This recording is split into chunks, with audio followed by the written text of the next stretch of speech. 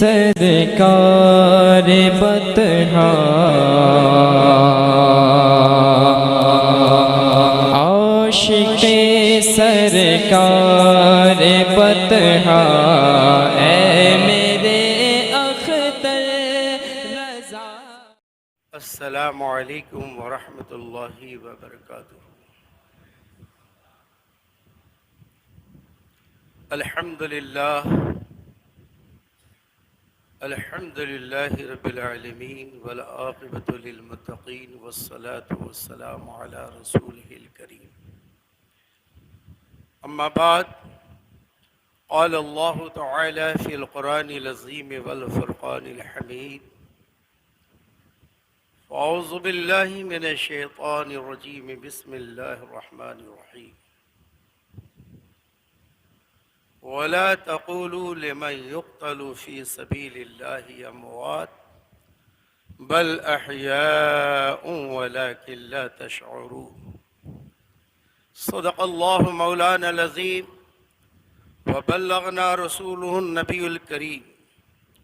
ان اللہ وملائکتہ یصلون علی النبی یا ایہا الذین آمنوا صلوا علیہ وسلموا تسلیما۔ اللہم صل علی سیدنا ومولانا محمد وعلی آل سیدنا ومولانا محمد وبارک وسلم۔ صلاۃ و سلام علیک یا رسول اللہ صلی اللہ تعالی علیہ وآلہ وسلم۔ ذکر شہید کربلا ذکر شہ انام ہے،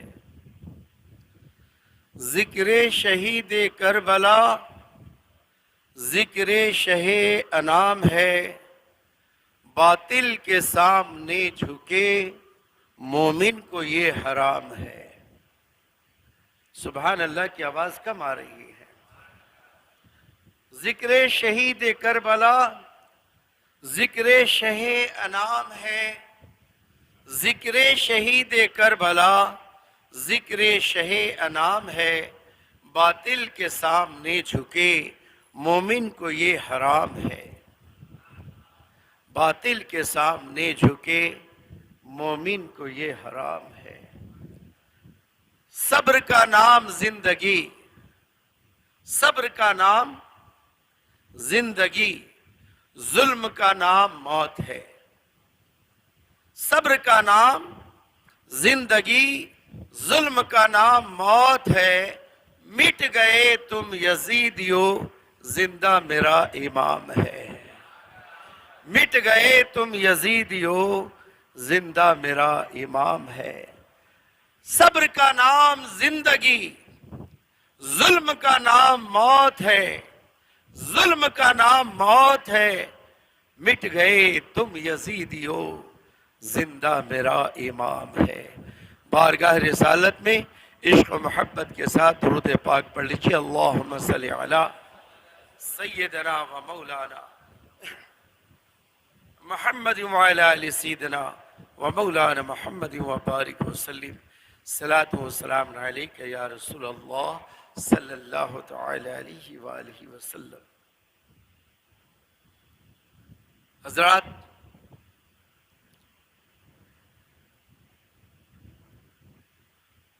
کون نہیں جانتا ہے اور کس نے نہیں پڑھا ہے، کس نے نہیں سنا ہے، کس نے نہیں جانا ہے کہ میرے آقا نے ارشاد فرمایا، الحسین منی وانا من الحسین۔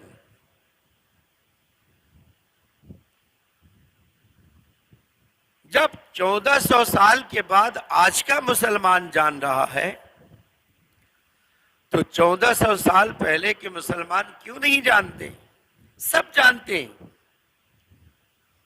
سب کو معلوم ہے کہ یہ آقا امام حسین، ان کے چہرے میں چہرہ مصطفیٰ جھلک رہا ہے، ان کے عمل میں عملیات مصطفیٰ جھلک رہا ہے۔ ان کے گفتگو میں شان مصطفیٰ جھلک رہا ہے، ان کی نمازوں میں ادائیگی مصطفیٰ جھلک رہا ہے۔ یہ سر سے لے کر پاؤں تک مصطفیٰ جان رحمت صلی اللہ تعالی علیہ وسلم کی تصویر ہے، اور ایسی تصویر کہ ایک صحابہ فرماتے ہیں کہ میں پیارے آقا صلی اللہ تعالی علیہ وسلم کی بارگاہ میں حاضر ہوا، دیکھا کہ چادر شریف میرے آقا نے اوڑھ رکھا ہے اور آپ کے شانے پر کچھ ابھرا سا لگ رہا ہے۔ میں نے پوچھا یا رسول اللہ آپ کے کندھے مبارک پر کیا ہے؟ میں نے پوچھا یا رسول اللہ آپ کے کندھے مبارک پر کیا ہے؟ میرے آقا کملی والے پیارے مصطفیٰ صلی اللہ تعالی علیہ وسلم نے چادر مبارک اٹھائی تو دیکھا آقا امام حسین کندھے پر سوار ہیں۔ سوار کون ہے؟ آقا امام حسین، اور کن کے کندھے پر؟ دونوں عالم کے دلہا محمد مصطفیٰ صلی اللہ تعالی علیہ وسلم کے کندھے پر سوار ہیں۔ پوچھا، اس صحابہ نے دیکھا، پوچھا یا رسول اللہ یہ حسین کتنی پیاری سواری پر سوار ہیں، حسین کے لیے کتنی پیاری سواری ہے، کندھے مصطفیٰ اور اس پر سید الشہداء تشریف فرمائے، کتنی پیاری سواری ہے۔ میرے آقا نے پلٹ کر جواب دیا، اے دیکھنے والو، اگر سوار اچھا ہے، اگر سواری اچھی ہے تو یہ بھی تو دیکھو کہ سوار کتنا اچھا ہے۔ سواری پہ نظر ہے تو ذرا سوار پہ بھی تو نظر رکھو۔ کون نہیں جانتا ہے کہ میرے آقا صلی اللہ تعالی علیہ وسلم نے ارشاد فرمایا، الحسن والحسین بضعۃ منی، میرا حسن میرا حسین میرے جسم کا ایک ٹکڑا ہے۔ کون نہیں جانتا؟ میرے آقا امام حسین رضی اللہ تعالیٰ عنہ، امام حسن کی فضیلت سے کون نا واقف ہے؟ نماز کے وقت اگر کسی دوسرے کا خیال آ جائے،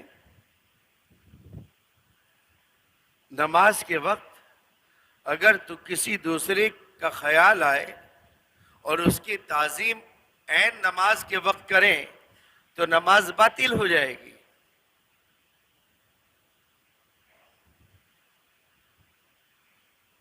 کیونکہ نماز اللہ کے لیے پڑھی جا رہی ہے، عبادت اللہ کی ہے، تعظیم صرف اللہ اور اس کے رسول کی ہوگی، تیسرے کسی کی نہیں۔ لیکن ذرا یہ بھی تو دیکھیے کہ وہ یہ امام ہے جسے امام الانبیاء ہونے کا شرف حاصل ہے اور عین سجدے میں ہے۔ آقا امام حسین ان کے پشت مبارک پر سوار ہیں۔ میرے آقا نے اپنی تسبیح بڑھا دی، امام حسین کو اتارا نہیں۔ اب ذرا خیال فرمائیے کہ جس وقت آقا امام حسین پیٹھ پہ سوار ہیں تو میرے نبی کو خیال کس کا آ رہا ہے؟ زور سے بولو، خیال کس کا آ رہا ہے؟ ارے کس کا خیال آ رہا ہے؟ کس کا خیال آ رہا ہے؟ نماز کون پڑھ رہے ہیں؟ سردار الانبیاء۔ نماز کون پڑھ رہے ہیں؟ سید الازکیاء۔ نماز کون پڑھ رہے ہیں؟ امام الاتقیاء۔ نماز کون پڑھ رہے ہیں؟ اللہ کا محبوب پیغمبر محمد مصطفیٰ صلی اللہ تعالی وسلم، اور عین سجدے کی حالت میں۔ جانتے ہو نماز میں سب سے پیاری چیز کیا ہے معلوم ہے آپ کو؟ قیام، رکوع، قعدہ، سجدہ۔ قیام، رکوع، قعدہ، سجدہ، یہ چار چیزیں ہیں نماز میں۔ ان چار چیزوں میں سب سے بیسٹ ادا کون سی ہوتی ہے؟ بولیے۔ اللہ تعالیٰ نے اس کی تعریف فرمائی، وَاسْجُدْ وَاقْتَرِب۔ اللہ نے تعریف فرمائی قرآن کریم میں، وَاسْجُدْ وَاقْتَرِب، مجھے سجدہ کرو اور میرے قریب ہو جاؤ، مجھے سجدہ کرو اور میرے قریب ہو جاؤ، وسجد وقترب۔ اللہ نے اس کی شان بیان فرمائی۔ ایسا موقع، اور آقا امام حسین پوچھتے پیغمبر پر اور اتار نہیں رہے، تسبیح بڑھا رہے ہیں۔ نماز سے فراغت ہوئی، ایک صحابی نے عرض کی، یا رسول اللہ، عین حالت سجدہ میں کیا وحی کا نزول ہو رہا تھا؟ اس لیے کہ یا رسول اللہ آج کا سجدہ کافی لمبا ہوا۔ میرے آقا نے ارشاد فرمایا، نہیں، وحی الہی کا نزول نہیں ہو رہا تھا، بلکہ میرا حسین میرے پیٹھ پر سوار تھا۔ میں نے سوچا کہ جب تک یہ اترے نہیں اللہ کا ذکر کرتا رہوں۔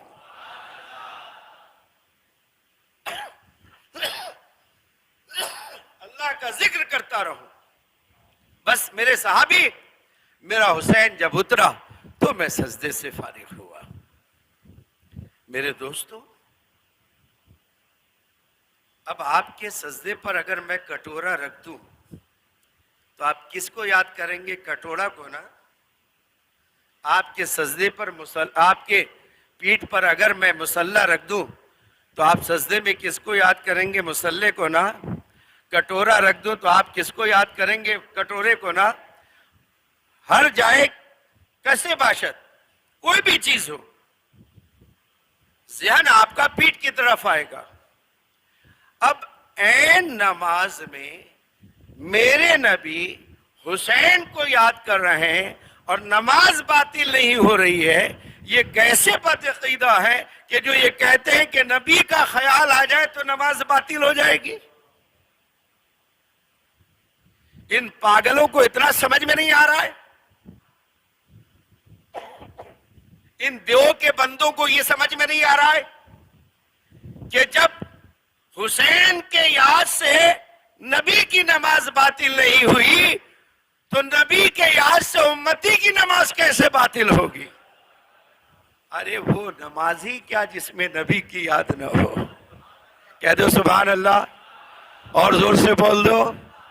وہ نمازی کیا جس میں نبی کی یاد نہ ہو؟ اور وہ نمازی کیسے نمازی ہے؟ مجھے حیرت ہوتی ہے ایسے نمازیوں پر، ایسے نمازیوں پر حیرت ہوتی کہ جہاں درود مصطفیٰ پڑھا جا رہا ہے یہ اٹھ کر بھاگ رہے ہیں، دعا سے بھی محروم۔ ارے نماز کے بعد جو دعا ہوتی ہے اس سے بھی محروم۔ تمہیں درود پاک سے اتنا چڑ کہ یہاں صلی اللہ علیہ کا یا رسول اللہ پڑھا جا رہا ہے، ذرا پڑھ کے بتائیے تو، صلی اللہ علیہ۔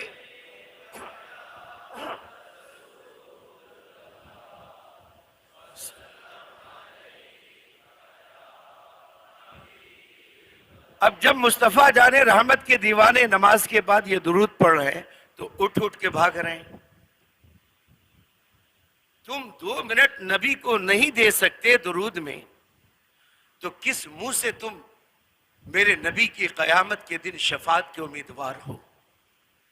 جس نبی پر تم درود پڑھنے میں اتنا جھجک رہے ہو اس نبی کی شفاعت سے تم امید رکھتے ہو؟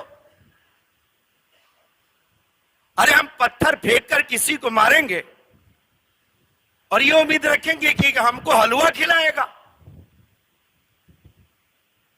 کتنی حیرت کی بات ہے۔ مصطفیٰ جان رحمت کے دیوانے درود پڑھ رہے ہیں اور آپ اٹھ کر بھاگ رہے ہیں۔ اللہ تعالیٰ نے اس بھاگنے کی عادت ایسی رکھی کہ دعا سے بھی محروم کر دیا ہے۔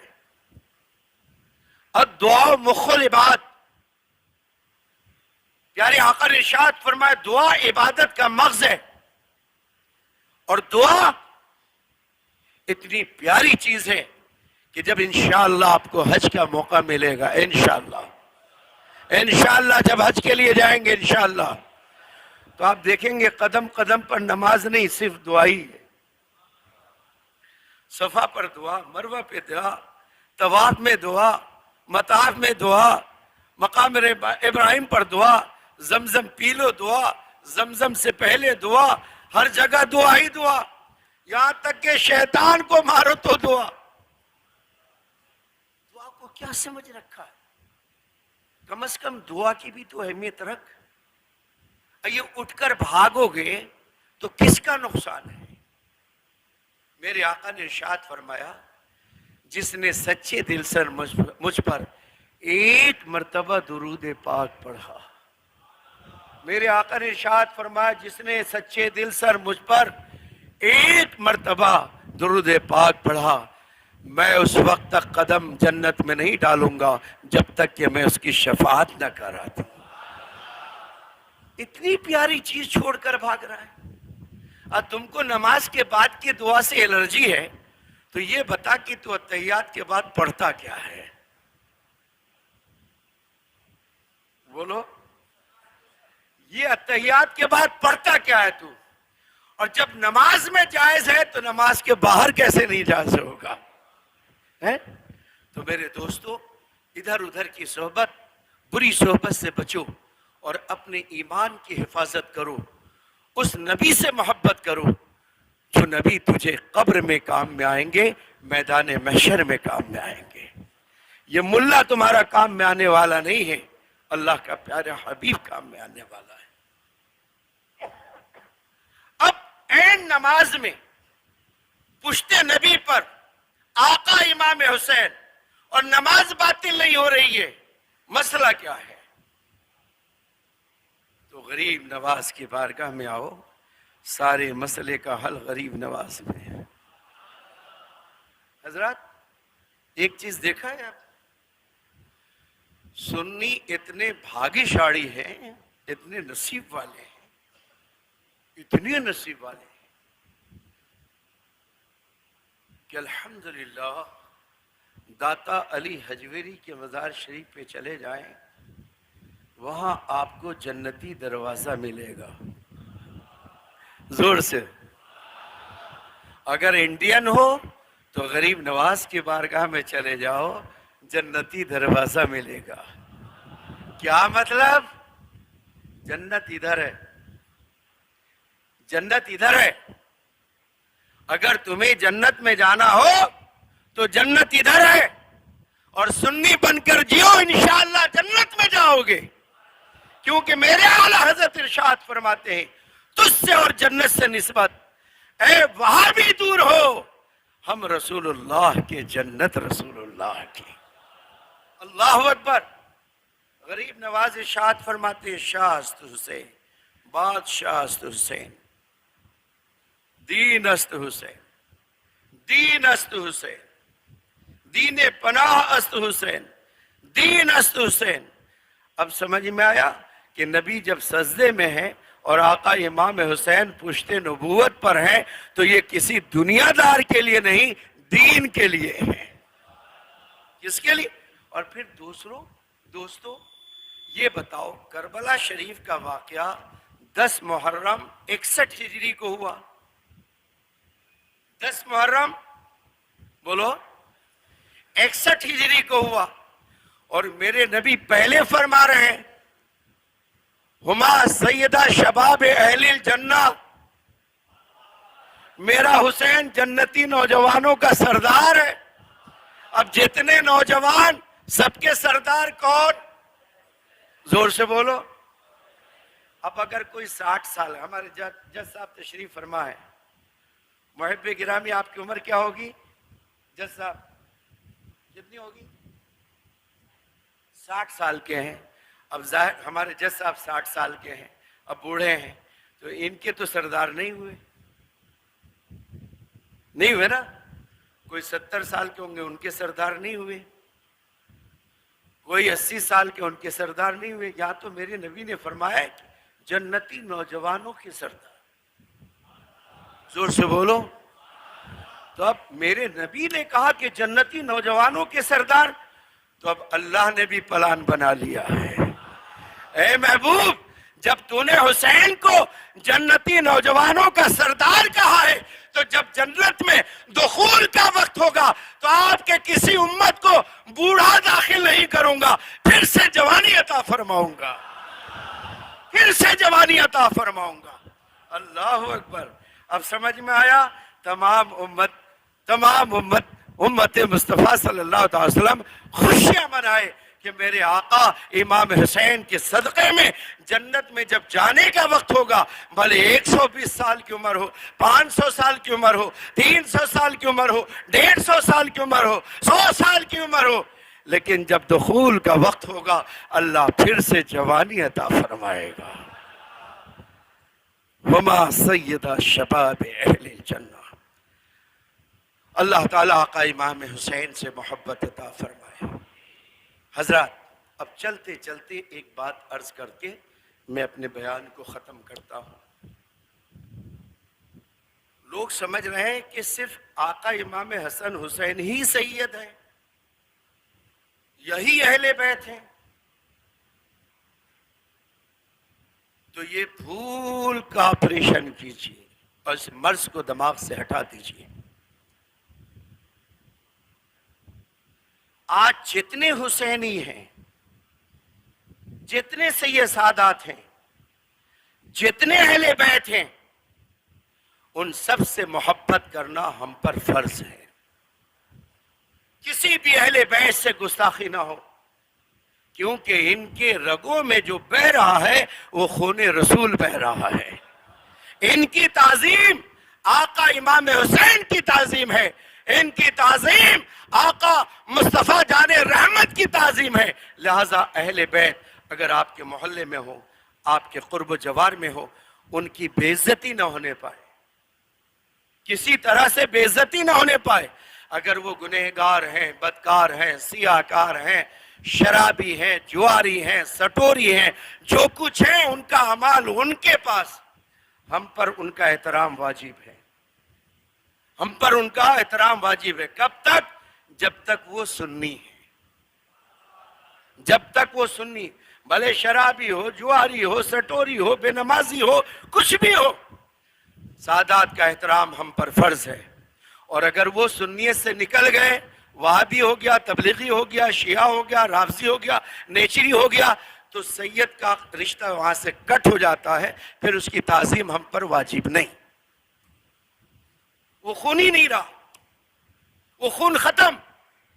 تو جب تک اہل سنت و جماعت سے اس کا رشتہ ہے، جب تک گنبد خضرا سے ان کا رشتہ ہے، جب تک غریب نواز سے ان کا رشتہ ہے، جب تک غوث پاک سے ان کا رشتہ ہے، جب تک سرکار پیر کمال سے ان کا رشتہ ہے، جب تک بزرگوں سے ان کا رشتہ ہے، جب تک ولیوں سے ان کا رشتہ ہے، چاہے جیسا بھی سید ہو، ان کی تعظیم ہم پر فرض ہے، ان کا احترام ہم پر فرض ہے۔